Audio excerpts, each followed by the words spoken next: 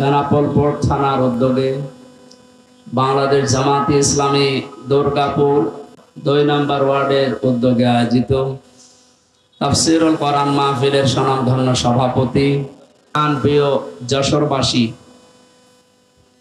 আল্লাহর দরবারে শুকরিয়া জানাচ্ছি, যিনি একটা বিশাল পাথর আমাদের বুকের উপর থেকে নামিয়ে দিয়েছেন। জবান খুলে বলেন আলহামদুলিল্লাহ। এটা যে একটা নিয়ামত, এটা মানেন তো? অনেকে এখনো পর্যন্ত নিয়ামত স্বীকার করতে রাজি না। তারা তো আসলে টের পায়নি, তারা তো বেহেশতে ছিল। এই কারণে ওরা যে নিয়ামত এটা এখনো মানে না, বলে না এটা একটা গজব। হ্যাঁ, আলা ইয়াজিদু যালিমিনা ইল্লা খাসারা। জালেমদের জন্য দিন যত যাবে এই দেশে এখন তাদের ক্ষতি বৃদ্ধি হতে থাকবে। কারণ কি, অনুনাজ্জিলু মিনাল কোরআনি মা হুয়া শিফাউ ওয়া রাহমাতুল লিল মুমিনিন। এই কোরআনে কারীম নাজিল করার ধারাবাহিকতায় আল্লাহ এমন এমন বিধান দিয়েছেন যেগুলো মুমিনদের জন্য শেফা, রোগ মুক্তির কারণ। ব্যক্তি, পরিবার, সমাজ এবং রাষ্ট্রে যে রোগগুলো আছে, কোরআনে কারীম দিয়ে আগামীতে সবগুলো সংশোধন করা হবে ইনশাআল্লাহ। বৈষম্য বিরোধী ছাত্র আন্দোলনে যারা শরীক হয়েছে, জীবন দিয়েছে, আহত অবস্থায় এখনো হাসপাতালে আছে, প্রায় 2700-র উপরে আমি জানি। 1750-র উপরে প্রায় মারা গেছে এই দেশে। না, মারা যায়নি, শহীদ হয়েছে, মারা গেছে না। যে মানুষগুলো জীবন দিয়ে গেল, অনেকে এখনো পর্যন্ত স্বীকার করে না যে এরা শহীদ। আপনি ভুল পথে আছেন। জালেমের জুলুমের সামনে নিজের জীবনটা পর্যন্ত যে লোকটা দিতে পারে, সে শহীদ হবে নাকি আরেকবার মরে দেখানো লাগবে?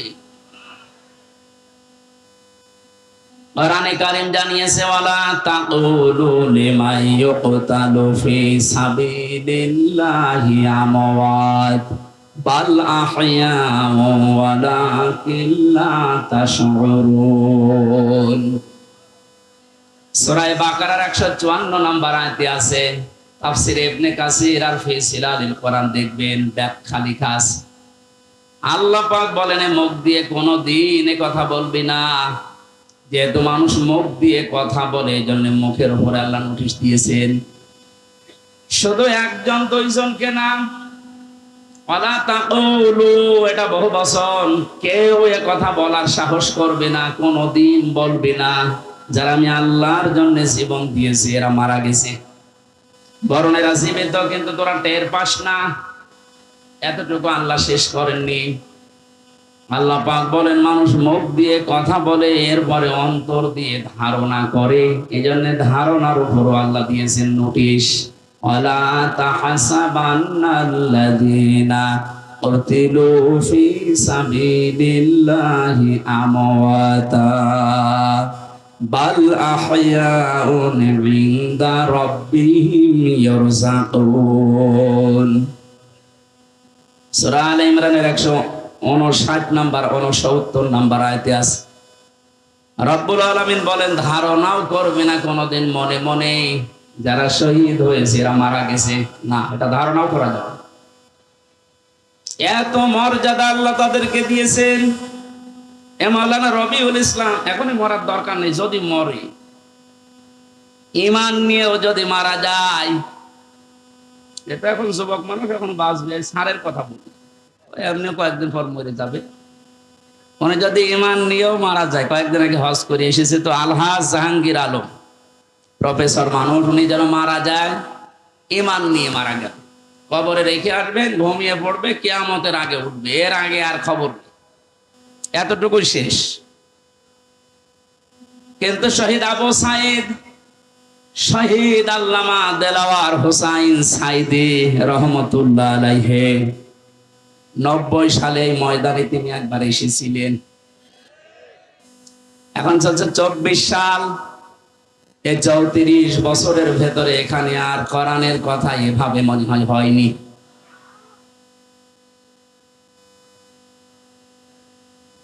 এই মানুষগুলোর নাম বললাম, ওনারা প্রফেসর জাহাঙ্গীরের মতো শুধু ঘুমিয়ে থাকবে কবরে না, আল্লাহ বলেন ওরা জীবিত থাকবে। ইনদা রাব্বিহিম ইয়ারযাকুন, ওরা তাদের রবের কাছে রিজিক খাবে। সুবহানাল্লাহ। আমরা জানি মানুষ ঘুমিয়ে থাকলে খায় না, যেহেতু উনি ঘুমিয়ে পড়বে এই জন্য ওনার খাওয়ার দরকার নেই। যারা জীবিত থাকবে মানুষগুলোর খাবারের দরকার হয়। কিয়ামত পর্যন্ত মহান আল্লাহ শহীদদেরকে নিজে দায়িত্ব নিয়ে খাওয়াবেন। জোরে বলেন আল্লাহু আকবার। শহীদ আবু সাঈদের কি তার জীবনের কোনো মায়া ছিল না? কয়েকদিন আগে গিয়েছিলাম রংপুরে, কবর জিয়ারত করার পরে দেখলাম ওর বাবা বেরিয়ে এসেছে। আমরা বলছো হুজুর আমার ছেলেটা ছোটবেলা থেকেই প্রতিবাদী, অন্যায় দেখলে ওর নিজের সমর্থ নেই, তারপরও প্রতিবাদ করত। এই শব্দটাকেই তো আমরা চাই। অন্যায় যেখানে হবে প্রতিবাদ সেখানে হবে, এটার আরবি নাম জিহাদ। এটাকে উল্টা পাল্টা নাম দিয়ে বহু নিচে নামিয়ে ফেলেছিল ইসলামিক বিদ্বেষী যারা, তারা বানিয়েছে শব্দটাকে জঙ্গি, টেররিস্ট, সন্ত্রাসী, আরো কত রকমের নাম দিয়ে পৃথিবীর মানুষকে দেখিয়েছে যে এই দেশে জিহাদের নাম নিয়ে বিশৃঙ্খলা তৈরি করার জন্য অনেকে চেষ্টা চালিয়েছে। এরা সবচাইতে বেশি ভূমিকা পালন যারা করেছে, আমি নাম নিয়েই বলি, কাউন্টার টেররিজমের ওই সময়ের যে প্রধান ছিল মনিরুল ইসলাম।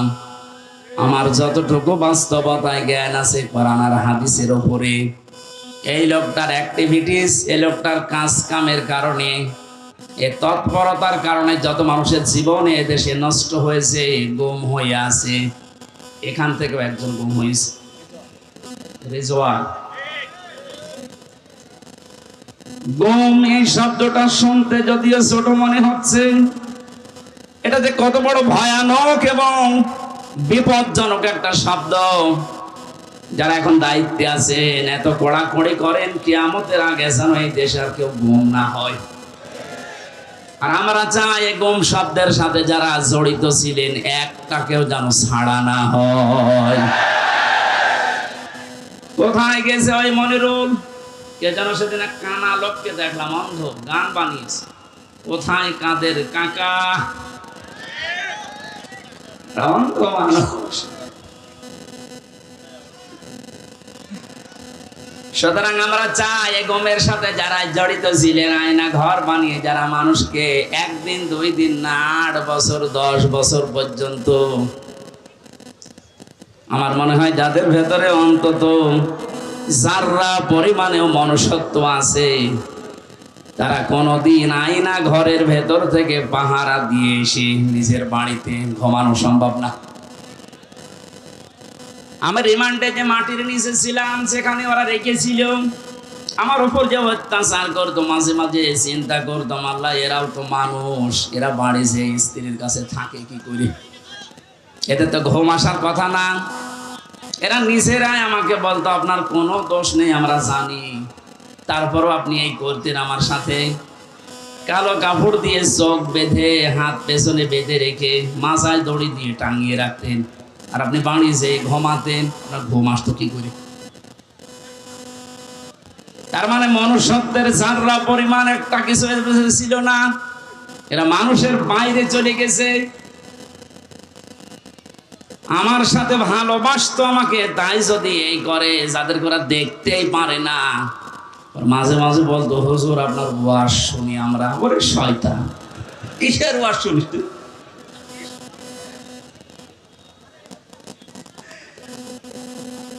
আমি এখান থেকে একটা মেসেজ দিতে চাচ্ছি, যেহেতু রেকর্ড হচ্ছে। আর শুধুমাত্র হারুন, বিপ্লব, বেনজির এদেরকে নিয়ে আলোচনা হচ্ছে না, আলোচনা বেশি হওয়া দরকার টাক মনিরুলকে নিয়ে। বহু মানুষের জীবনে লোকটা নষ্ট করেছে এই জঙ্গি নাটক সাজিয়ে, বিশ্বের কাছে দেখাতে চেয়েছে হ্যাঁ এদেশে এরকম কিছু আছে।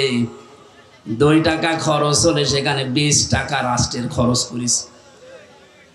এই লোকটা শাস্তি হওয়া দরকার, নয়তো সামনে এরকম বহু শয়তান উৎপত্তি আছে, ওরা এসে আবার এটা চালু করবে। এখানে যদি সেভাবে শাস্তি দেওয়া দরকার ওইভাবে দেওয়া যেত, সামনে যে অন্যায় হবে বলে আশা করছি বন্ধ হয়ে যেত। কথা বলেন ঠিক কিনা? আমার মনে হয় আয়না ঘরটা একেবারে বিলুপ্ত না করে রেখে দেওয়া দরকার। তাম পৃথিবীর মানুষেরা কিয়ামত পর্যন্ত এই পৃথিবীতে যারা আসবে, বাংলাদেশে যারা দেখতে আসবে, এরা যেন দেখে বোঝে যে এই দুনিয়ায় বাংলাদেশ নামক যে দেশ ছিল, এ দেশে একটা জালেম ছিল।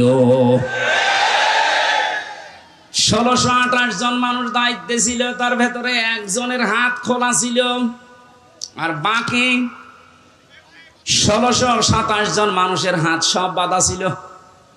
গত কয়েকদিন আগে আমার যত মামলা ছিল সব ঢিসমিস হয়ে গেছে, সব বেকসুর খালাস দিয়ে দিয়েছে। আমি মনে করলাম মাননীয় আদালতকে প্রশ্ন করে যে মাননীয় আদালত, এই মামলা তো 3 বছর আপনার কাছে ছিল, প্রত্যেক মাস 2 মাস 3 মাস পরে পরে মামলা আপনার কাছে আসতো, 3 বছরে কতবার এসেছে, আপনি কোনোদিন এই মামলার রায় দিলেন না। আগে বলতেন যে হাত বাঁধা, এখন হঠাৎ করে রায় দিয়ে শুধু রায় না বেকসুর খালাস, তার মানে আপনি প্রমাণ করে দিলেন যে আমার কোনো দোষ নেই। কথা বলেন না কেন? আমার কোনো দোষ পাইনি, এই জন্যই তো আমাকে বেকসুর খালাস দিয়েছে। তাহলে আমার 3টা বছর যে নষ্ট করে দিলেন, কেড়ে নিলেন, যেভাবে কষ্ট দিলেন, আপনাকে জেলখানার কন্ডেম সেলের ভেতরে আমারে রাখলেন। আমি চাই আমার মামলার আয়ু ওই মিজান থেকে শুরু করে একেবারে উপরে যিনি বসা ছিলেন, যারা এর সাথে জড়িত, প্রত্যেককে আমার মতো 3 বছর শাস্তি দেওয়া হোক। বেশি বলে ফেললাম না? বেশি না। ওয়াইনা ক্বাবতুম ফাআকিবু বিমিসলি মা উকিবতুম বি, যতটুকু অত্যাচারিত তুমি হও ওই পরিমাণে যদি করো, কোনো গোনা নেই। আমি তো এইটাই চাচ্ছি। আপনি আমার উপরে যা করেছেন, আমারটা আমি বললাম, ব্যারিস্টার আরমানের উপরে যা করেছেন 8 বছর, আমাকে তো 1 তালা মাটির নিচে নিয়েছিলেন, আর ওরে নিয়েছে 3 তালা মাটির নিচে। আজান কি, দিন কখন রাত কখন আমরা জানতাম না, আন্দাজে ইশারায় নামাজ পড়তাম। এই কঠোর অবস্থা 1 দিন 2 দিন হলে মেনে নেওয়া যায়, 8 বছর আপনার কল্পনার বাইরে চলে যাবে। এরপরও অনেকে সাফাই গাছে যে কি করেছে, তারা কুকুরের মতো তাড়িয়ে দিলেন। আজকে তার ছেলে স্ট্যাটাস দিয়েছে, বাংলার মানুষেরা আমার মাকে কুকুরের মতো বিদায় করে দিয়েছে। লজ্জাও করেনি কথা বলতে, কি বলছে না বলছে, মাথা খারাপ হয়ে গেছে।